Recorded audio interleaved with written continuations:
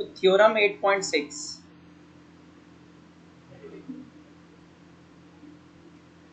ये कहती है कि द डायगोनल्स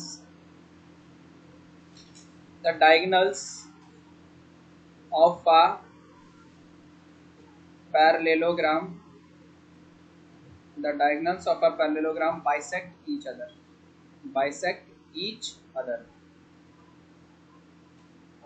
क्या मतलब है इस थ्योरम का? देखो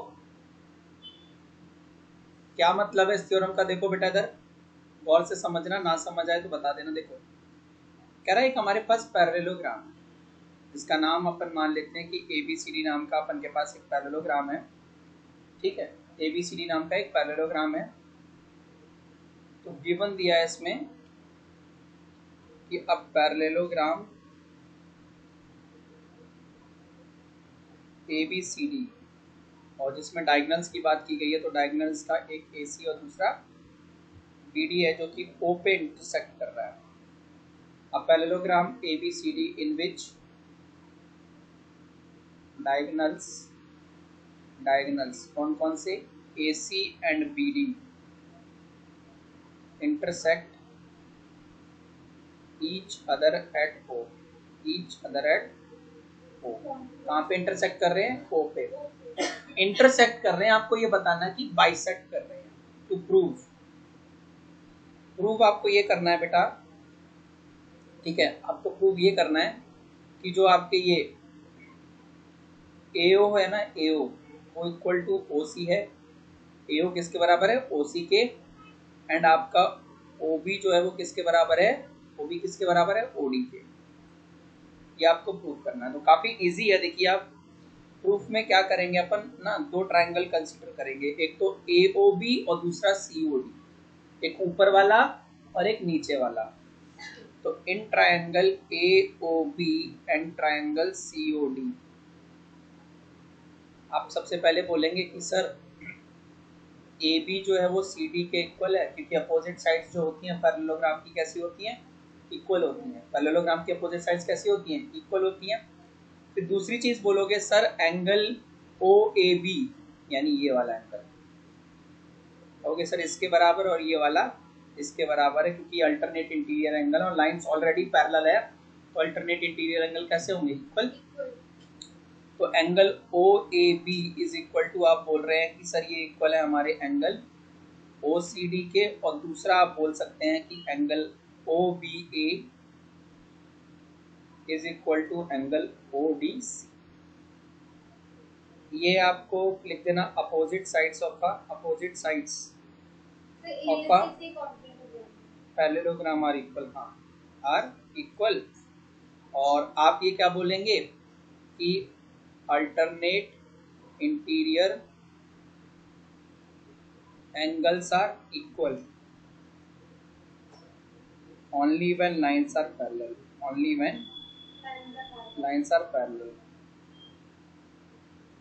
और ये ऑलरेडी पैरेललोग्राम है तो लाइंस तो पैरेलल होंगी।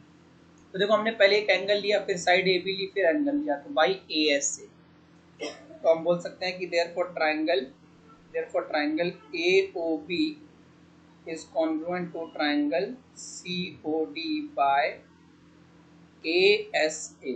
इससे ASA by ASA congruency। तो by CPCT से आप क्या कहोगे कि सर AO पहली दो पोजीशन पे और COB पहली दो पोजीशन पे ये इक्वल है, और CPCT से ही आप बोल दोगे कि sir OB equal to OD है। OB किसके बराबर है? OD के।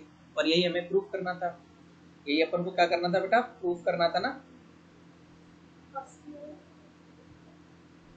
तो इनको बॉक्स में डाल दो, हेंस प्रूफ।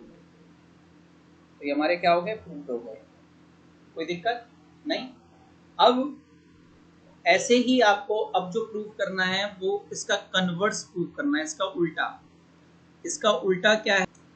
तो भाई थ्योरम 8.7 क्या रही कि the diagonals of a quadrilateral bisect each other than it is a parallelogram. तो कह रहा है क्वाड्रिलेटरल है, इस बार हमें गिवन दिया कि एक क्वाड्रिलेटरल है, उसका नाम है ABCD, और उसके डायगोनल यानी वो डायगोनल जो कि BD है और AC है। BD और AC O पे एक दूसरे को इस बार बाइसेक्ट कर रहे हैं। क्या कर रहे हैं? बाइसेक्ट कर रहे हैं।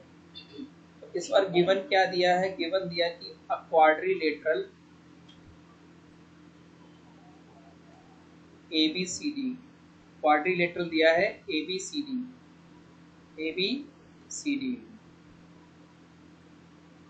in which diagonals bisect each other, जिसमें डायगोनल क्या कर रहे हैं? एक दूसरे को बाइसेक्ट कर रहे हैं। दैट इज जो आपका AO है वो किसके बराबर है? OC के। एंड जो आपका OB है वो किसके बराबर दिया है? OD के। आपको प्रूफ क्या करना है? टू प्रूव,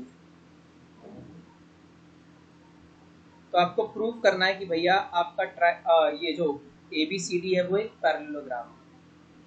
टू प्रूव कि ABCD is a parallelogram.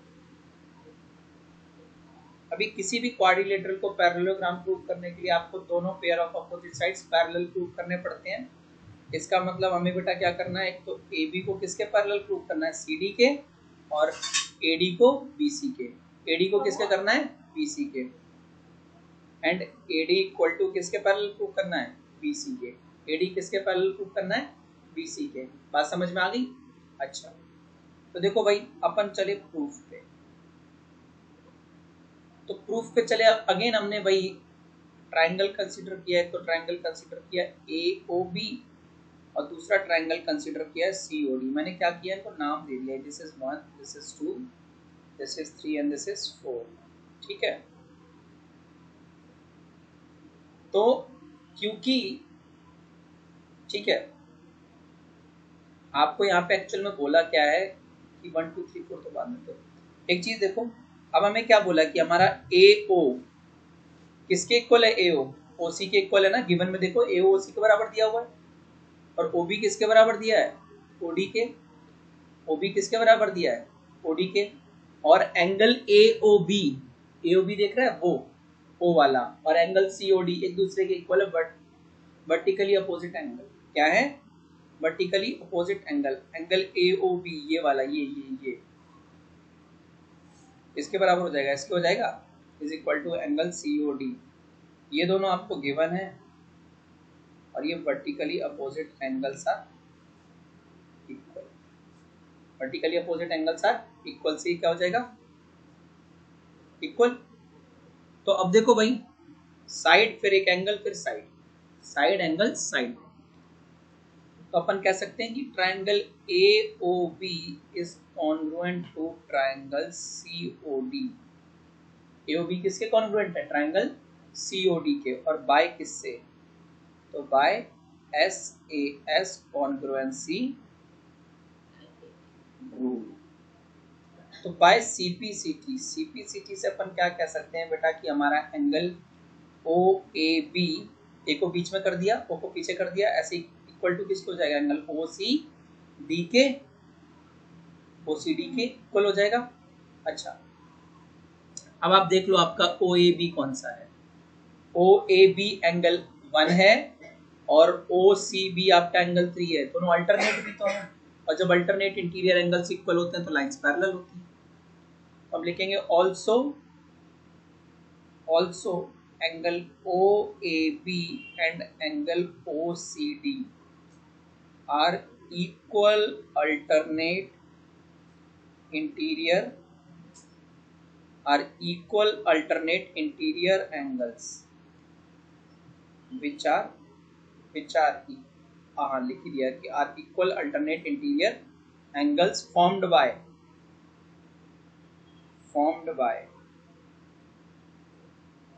Lines. कौन कौन सी लाइन ने बनाया है इनको? तो गौर से देखते हैं भैया, किन दो लाइनों के बीच में बना है ये एंगल? किन दो लाइन? AD और BC। AD और BC के बीच में अगर AC को ट्रांसवर्सल ले ले तभी तो एंगल 1 और एंगल 3 आएगा ना आपका। Formed by line AD and BC, by lines AD and BC with transversal कौन सा ले लिया हमने? AC। कौन से ट्रांसवर्सल से? AC से। तो देयरफॉर अपन कह सकते हैं, इसलिए अपन क्या कह सकते हैं कि हमारा जो AD है वो किसके पैरेलल हो जाएगा? BC के। AD किसके पैरेलल हो जाएगा? BC के। ऐसे ही अपन अगर देखो ये वाले दो ट्राइंगल ले लें, कौन से आमने सामने वाले, AOD और BOC ले लें। कौन से ले लें बेटा, AOD और BOC। तो CPCT वगैरह से इस बार आपके क्या बोलते हैं बचे हुए ये वाला एंगल, ये इस तरफ का एंगल A और ये वाला एंगल आपस में इक्वल हो जाएंगे, जो कि AB और CD द्वारा बन रहे हैं और ट्रांसवर्सल वहां पे AC आ रही है। तो प्रोसेस सेम ही है, तो अपन क्या लिखते हैं, similarly. Similarly we can prove. तो इसी तरीके से आप अगर ट्राइंगल बदल लो तो आप क्या प्रूव कर सकते हो कि आपका जो AB है वो किसके पैरेलल है, CD के। तो नाउ इन क्वाड्रिलेटरल ABCD, कौन से क्वाड्रिलेटरल में, ABCD में। तो नाउ इन क्वाड्रिलेटरल ABCD हमारे पास क्या है, AB किसके पैरेलल है, CD के, एंड AD किसके पैरेलल है, BC के। that is both the pair of opposite sides are parallel,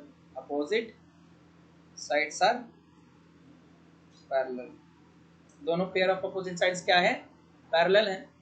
तो देयरफॉर अपन क्या कह सकते हैं कि ABCD क्या है, पैरेलल।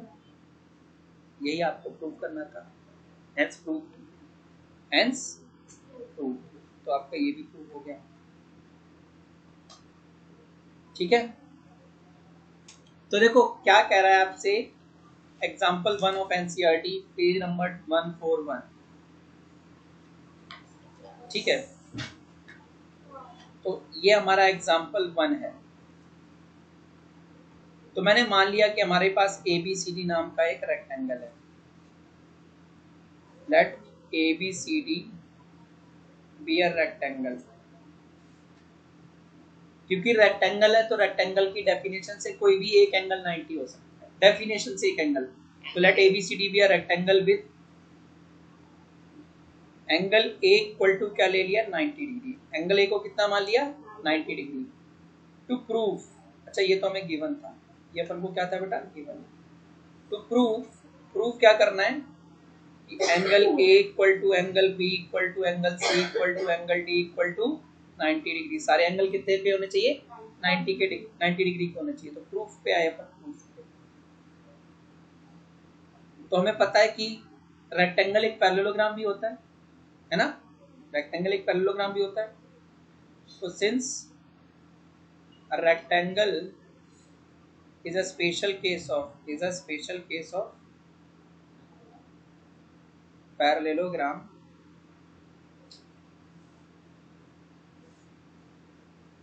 तो therefore अपन कह सकते हैं कि angle A equal to angle C, angle A equal to angle C, और एंगल A 90 था तो एंगल C भी कितना हो जाएगा, 90। कितना हो जाएगा, 90। क्यों, तो यहाँ लिखेंगे opposite angles of a parallelogram are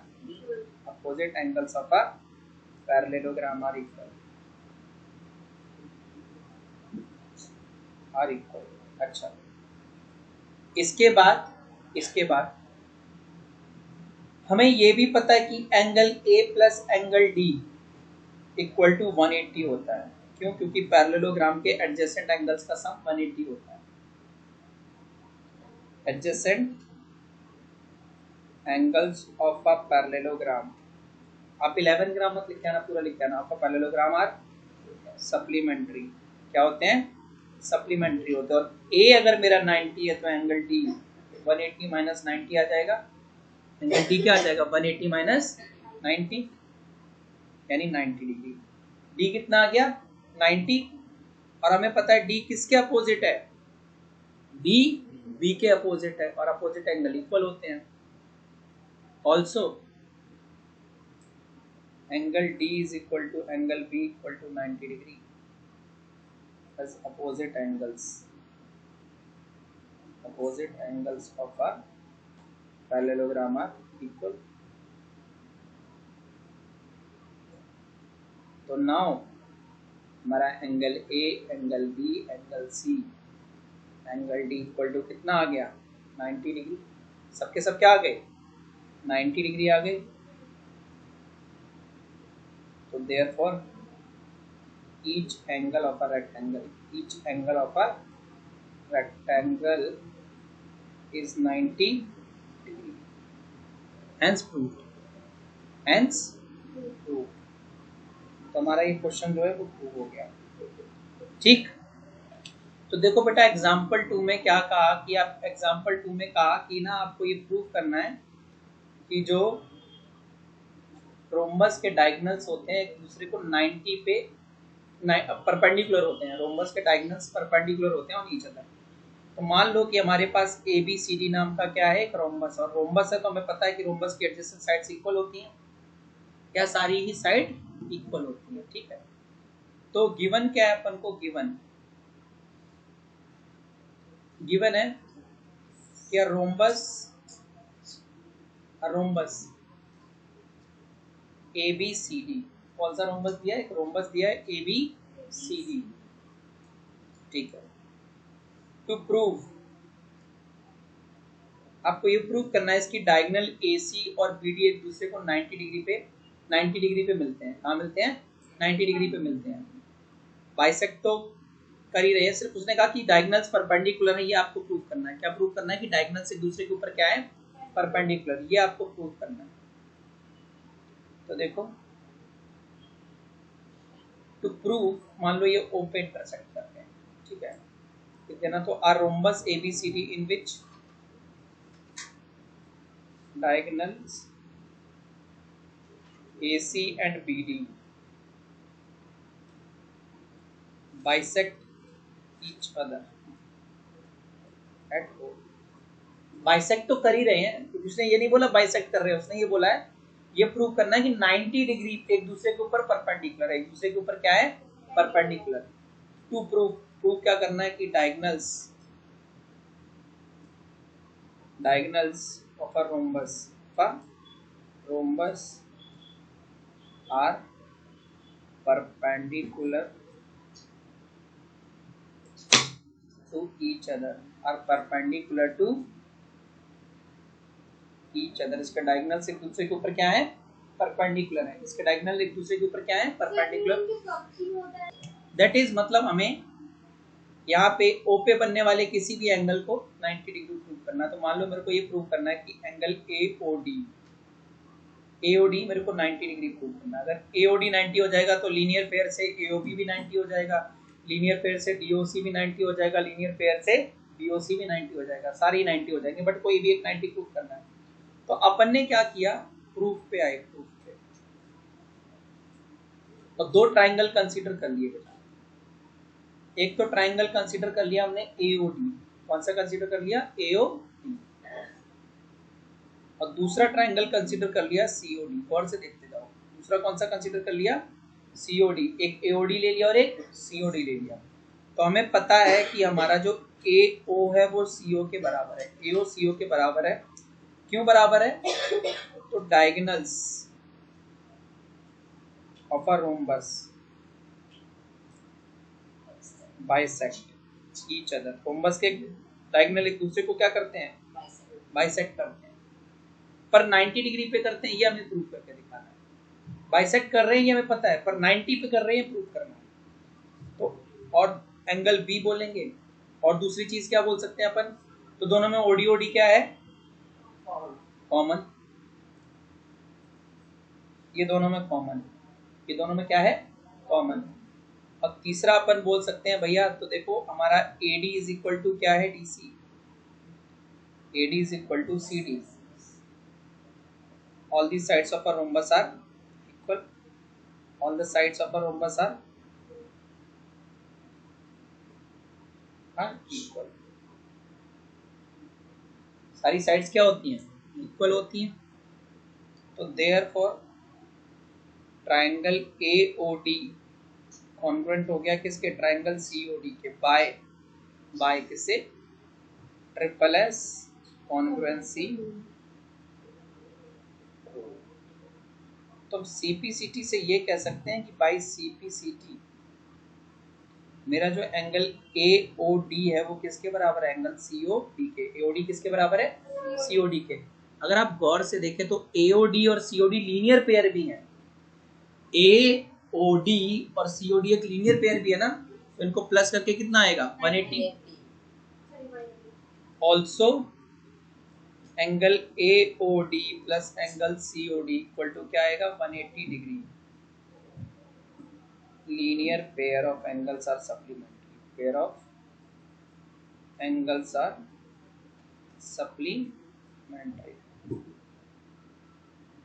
तो भैया अपन का AOD किसके बराबर है, COD के है ना, तो जहां पे COD लिखा था उसको भी क्या करते हैं अपन AOD ही लिख देते हैं 180। अब ऐसा क्यों किया, क्योंकि हमारा जो COD था वो किसके बराबर था AOD के, तो COD को किससे रिप्लेस कर दिया AOD के, तो 2 times angle AOD equal to कितना आ गया 180 डिग्री। तो एंगल AOD क्या आ जाएगा 90 डिग्री। कितना गया एंगल AOD 90, यही तो प्रूव करना था। Hence